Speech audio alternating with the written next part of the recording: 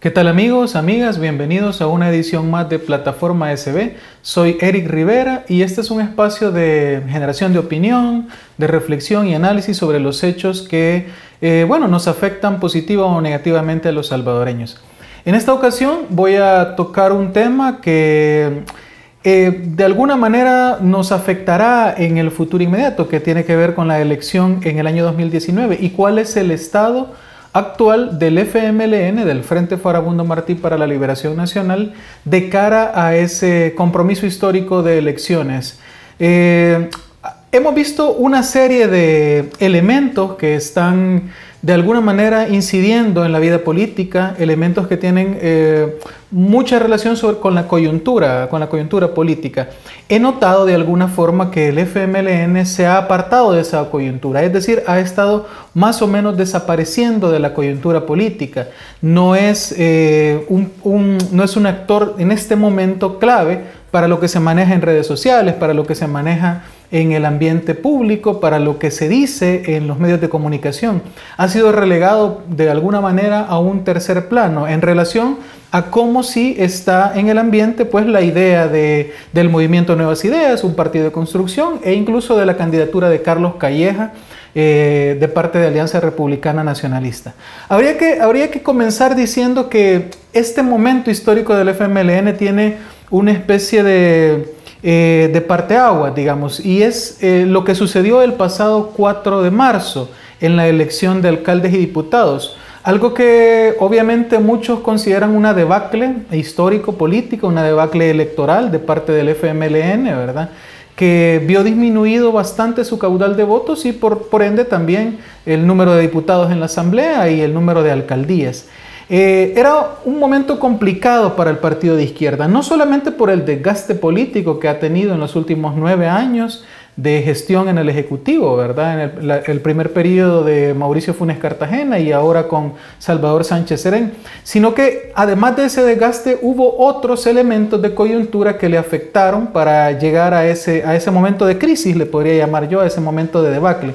Por ejemplo, el divorcio con Nayib Bukele, ¿verdad?, quien fue alcalde de San Salvador y también alcalde de Nuevo Cuscatlán, con la bandera del Frente Farabundo Martí para la Liberación Nacional. Además de eso, algunos problemas éticos que tenían que ver con el discurso y con las acciones de algunos funcionarios, o si no, algunas luces de corrupción también, ¿verdad?, señalada por medios de comunicación y también investigada por la sección de probidad de la Corte Suprema de Justicia. Además, salpicado con el tema de negociaciones con pandillas, ¿verdad?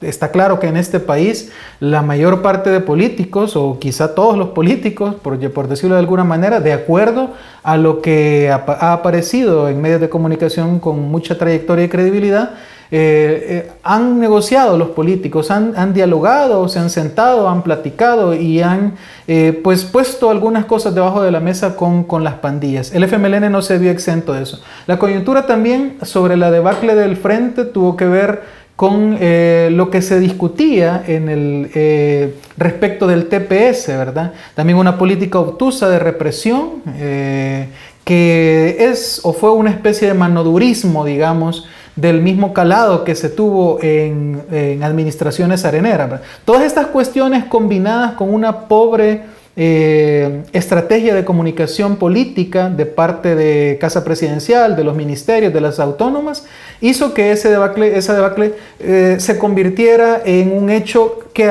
aún ahora sigue afectando pues aquello que le compete al FMLN de cara a las presidenciales del 2019.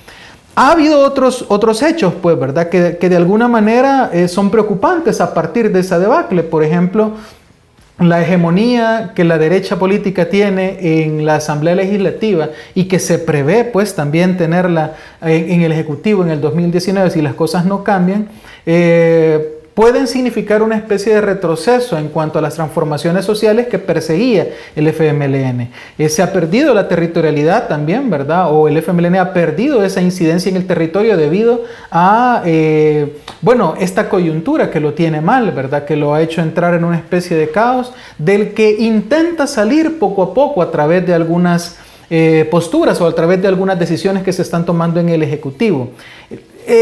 habrá que ver qué margen de gobernabilidad tiene el frente de cara a 2019, pues, porque en este momento quizá no ha habido una afectación demasiado amplia o demasiado grande en el caso de la gobernabilidad, pero se puede prever que en los últimos meses de la gestión de Salvador Sánchez Serén puede haber problemas debido a lo que siempre trae consigo una coyuntura negativa, que es el proceso eleccionario, perdón.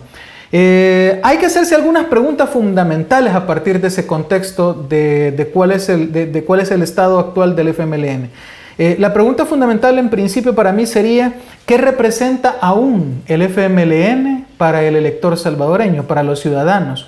¿Cuál es su momento histórico? Y cuando digo que representa, tengo que recordar pues su pasado revolucionario, su pasado de unión de una serie de movimientos sociales, movimientos estudiantiles, movimientos organizados, movimientos rurales que dieron también origen a esa agrupación histórica, pues.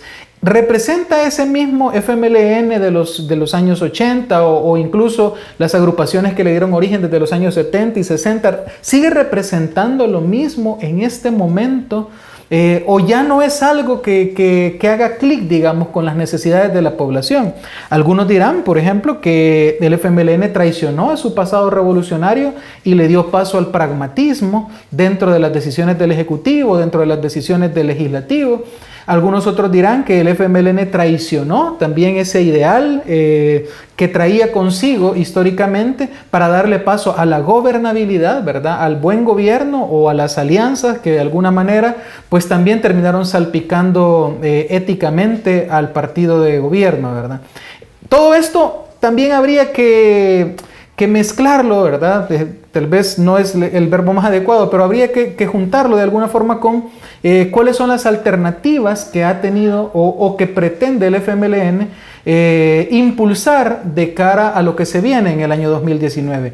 Podríamos mencionar entonces un pequeño punto de inflexión con el aparecimiento de Hugo Martínez como candidato a la presidencia, apartando de alguna forma a Gerson Martínez, quien era, todos lo sabemos, pues, el candidato predilecto de la cúpula del FMLN. Gerson de alguna forma se vio afectado por la coyuntura, ¿verdad? Esa coyuntura que afectó al FMLN, que lo hizo caer en una derrota histórica el 4 de marzo, pues, y que de alguna manera terminó salpicándolo porque él era un personaje relacionado, por lo menos desde lo simbólico, con la cúpula, porque parecía que la idea era que había sido la cúpula, los dirigentes del FMLN, quienes habían impuesto a este candidato. Hugo Martínez aparece y las primeras impresiones son de una especie de renovación, y una renovación de la mano, renovación entre comillas, claro, una renovación de la mano de la figura de Óscar Ortiz, ¿verdad? Óscar Ortiz y Hugo Martínez tienen un pasado también en común, ¿verdad? En relación a cuál era su papel dentro del FMLN hace algunos años. Esta idea de Óscar Ortiz no debe dejarse muy de lado. ¿En qué sentido? Bueno, Óscar Ortiz ha asumido prácticamente una presidencia de facto en el FMLN y en el gobierno de la República, asumiendo el control también de la Secretaría Técnica de la Presidencia, asumiendo también la imagen del liderazgo que le hace falta al partido. Pues muchos podrán decir que bueno, que esa imagen realmente no está rindiendo los frutos, pero de que eso ha intentado el partido y que eso ha intentado el gobierno, pues no hay duda. Digamos que para ir englobando la cuestión y para no quedarnos mucho en el contexto o en la descripción de las cosas, tendríamos que ir ya cerrando con algunas conclusiones en el sentido de cuáles son los errores que aún persisten en el FMLN, porque esos errores de alguna forma también hacen concluir o hacen llegar a una conclusión negativa de acuerdo a lo que planteamos al inicio de la intervención. ¿Cuáles serían esos errores? ¿O cómo podríamos ir concluyendo? Bueno, las comunicaciones siguen siendo un problema en el FMLN, siguen siendo un problema también en el gobierno. No ha habido un giro real, ¿verdad? Más allá de ese cambio de funcionarios, ¿verdad? Donde ahora aparece Roberto Lorenzana como secretario de Comunicaciones y más allá de algunas cosas que solo edulcoran el discurso, como por ejemplo el cambio de logos o el cambio de las gráficas en las redes sociales de de presidencia, del gobierno en general, ¿verdad? De las autónomas.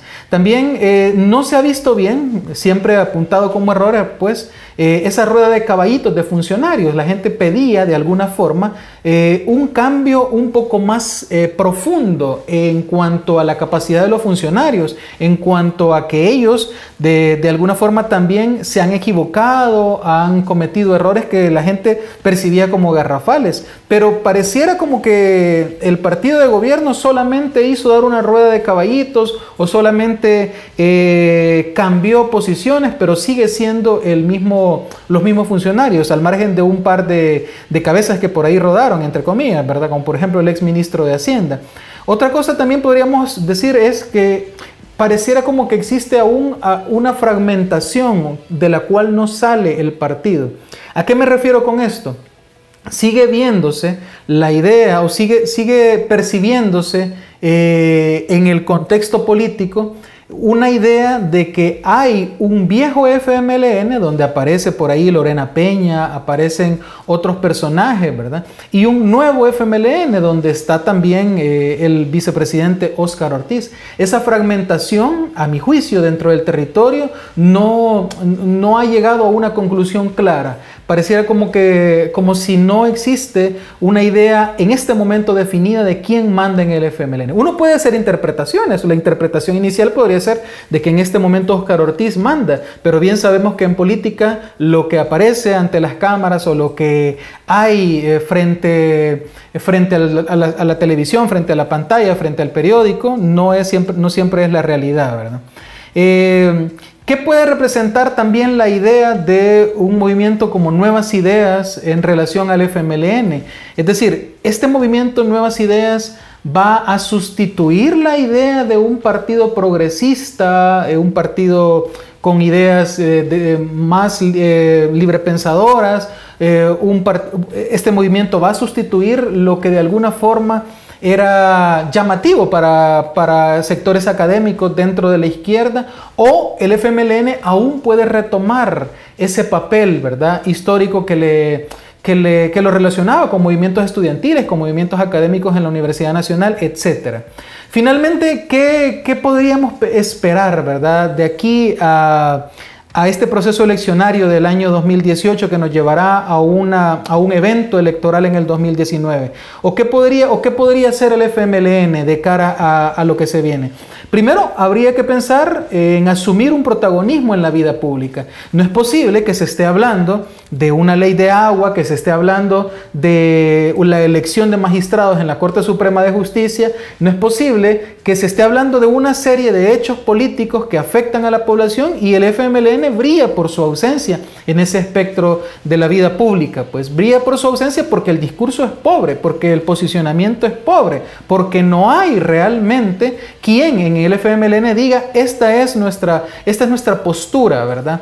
Aparece Hugo Martínez con un discurso demasiado ambiguo. Ya el discurso, además de la cúpula o de los líderes en el partido, ya no es creíble, ya no tiene también una buena imagen en la población, la credibilidad está por los suelos. Entonces, ¿quién debe asumirlo? No sé quién debe asumirlo. Lo que sí sé es que el FMLN debe posicionarse más sobre aquellos hechos de coyuntura, sobre aquellos hechos que afectan a la población, como las que ya mencioné, ¿verdad? Habría que hacer más notorias las decisiones, habría que dar un giro de timón también en el tema comunicacional.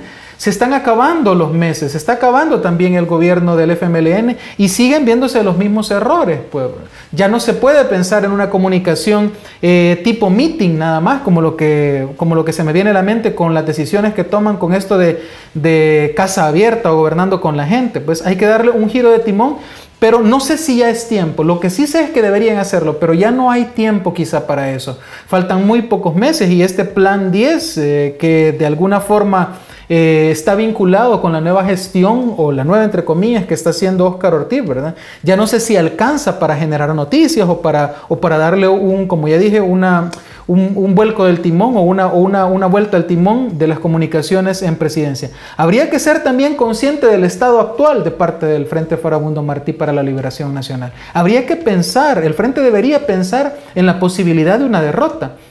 Y al pensar en una posibilidad de la derrota, tendría también que reflexionar sobre cuál es su futuro. ¿Cuál es el futuro del FMLN? ¿Va a desaparecer cuando pierda o si pierde una elección? Ese es el futuro. El FMLN debe plantearse un proyecto que vaya más allá de la posibilidad de perder una elección. ¿Por qué? Porque si no se va a terminar convirtiendo en lo que ahora es la democracia cristiana, pues un partido satélite, un partido que de alguna forma empieza a ser parasitario de otros. Habría que pensar en este momento de la historia cuál va a ser el devenir o cuál va a ser el futuro del FMLN. Alguna otra cosa también podríamos pensar en valorar o recuperar la empatía por aquello que le afecta a la clase media, ¿verdad? El FMLN descuidó a la clase media con algunas decisiones en los últimos 2 gobiernos, ha intentado rescatarlo pues ahora con el Plan 10 que impulsa el gobierno y que impulsa o que de alguna manera confluyó con la llegada de Óscar Ortiz, ¿verdad? Pero esa empatía con la clase media se ha perdido. También se ha perdido la empatía con el movimiento revolucionario. Se han perdido muchos ideales que dieron paso únicamente a decisiones electoreras pragmáticas. Todo eso el FMLN debería meterlo en una bolsa, debería además sentarse y reflexionar, ¿verdad? Porque parece que si hay una reflexión, esta no se está viendo, no está siendo visible de cara a la población. Bueno, me quedaría con eso hasta acá en el comentario en Plataforma SB. Le agradezco su compañía, espero encontrarme con usted el próximo miércoles y recuerde que este espacio es de reflexión, de análisis y que lo que buscamos es de alguna forma pensar en cosas que le afectan a la población, que nos afectan a todos, ¿verdad? Pero darle una mirada un tanto más fresca, un tanto más actualizada de las cosas. Muchas gracias por su compañía y nos vemos el próximo miércoles a la misma hora.